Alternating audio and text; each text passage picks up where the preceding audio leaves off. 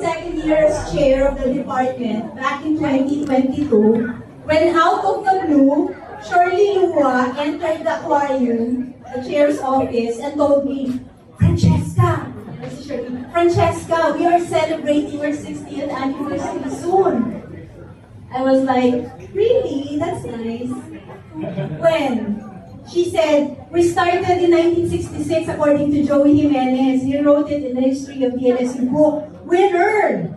We should do something. I did a quick mental math. Our 60th will happen in 2026. My term as chair will end in 2024. Kaloy will be our boss by then. So I turned to Shirley and said, yes, we should do something. I mean, better him than me, right? But the unseen narrator said, little did Francesca know that things were about to get interesting. During one of our last few transition meetings before I stepped down in 2024, Kaloy asked me when I was due for my sabbatical leave. I said, August 2026. That's a good one. But I told him, you can still count on me to help you with anything. Your success is our success. Achu-chu-chu. Yung mga ganon. He said thank you and added that he's in the process of creating his cabinet. You know, the roles of each faculty in the department. He then asked me, before you go and leave, Doc F, pwede bang ikaw ang ilagay kong in charge sa alumni relations?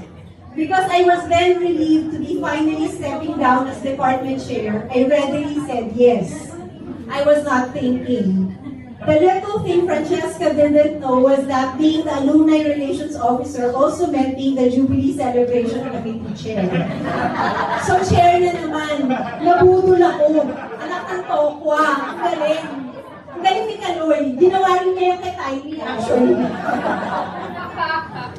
And then, when I finally started conceptualizing plans, very lofty things like doing a documentary on the department, collecting essays for a book like the one we did for Home Arts, mounting a conference, it eventually became clear to me that I am not a superhero.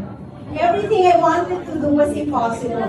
The intern assigned to me left me third week into the term, leaving me with unfulfilled plans. Budget was tight, always has been, so I knew the limitations of the effort. And I didn't know how to reach out to the alumni. I didn't have powers anymore, and it didn't feel right to make them do the work. That is why I am so grateful to our boss, Kaloy. Because everything that happened this week, from start to finish, was his grand design. I was so thankful when he finally came up with that long list of assignments for the faculty. As in, pinaandar niya lahat. I couldn't have done that. I would be so sheepish to even consider it.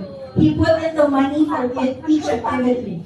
He brought in the best minds to come up with plans. He even assigned which faculty will host or give remarks or send their classes to our many ganaps.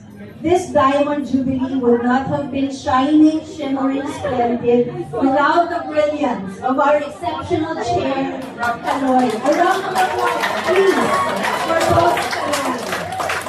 Mabuhay ka. To our Diamond Committee, you are amazing.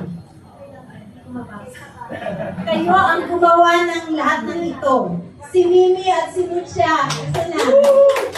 Sa pag-execute ng kanilang napakagandang vision for the exhibit, maraming salamat. Kay Tiny, Nessie, Mika, Bam, Jem, and Shirley, thank you for your input. Donna, Malu, and May. Yes, Sa legwork, maraming salamat. Sa kapatid ko rin, design ng logo for free. Kay Kathy. At higit sa lahat, I have to thank somebody who did so much work this entire academic year, especially during the preps for our Jubilee. One of the things I can proudly claim to have started back in 2021 was our social media team. I just envisioned it, but Adrian made it possible. Lahat ng ginawa, patuloy niyang ginagawa, talaga namang tapos year. Lagi akong impressed. Maraming salamat, Adrian, sa lahat ng ating ginawa mo. Tunay kang salamangkero, iimbitahan kita sa Hogwarts. To all the members of the faculty, lalo na yung mga nagbigay ng lectures about our Holy Trinity, si Dina, si John, si Ronald, sa mga lit profs to pick, na pinaupo ang kanilang mga estudyante sa sahig ng library. Maraming salamat sa inyong pag-support at pag-ilos. This is not a one-person job, obviously. There were so many moving parts that Kaloy and I were worried about each year falling off, with so many uncertainties prior to this week. But together, we all made this happen. To our students and alumni, maraming salamat. Para sa inyo talaga ito. Para maramdaman ninyo na ang program, ang ating department ay nag-exist dahil andyan kayo. Dahil ginusto ninyo ang literature.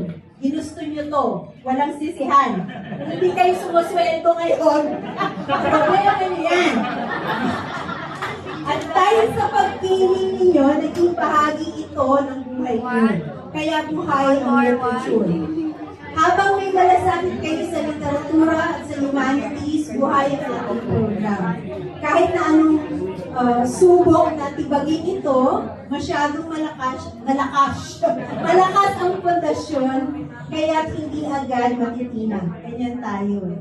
Maraming salamat din sa Kolehiyo ng Malalayang Sining sa ilalim ng pamumuno ni Dean Ador sa lahat ng kanyang suporta at sa ating alumnus president na si Brother Bernie Oka. Thank you very much.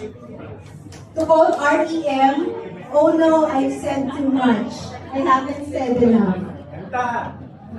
Salamat din kay AR sa pag-asikaso ng book fair. Kay Harmony sa HTA.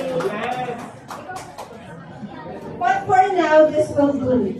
I recall Bilbo Baggins, whose famous words I now find very appealing. Baka makarelate din si Ayer. I need a holiday, a very long holiday. And I don't expect I shall return. In fact, I mean not to. Here's to 60 more years of the Department of Literature, Animal Department of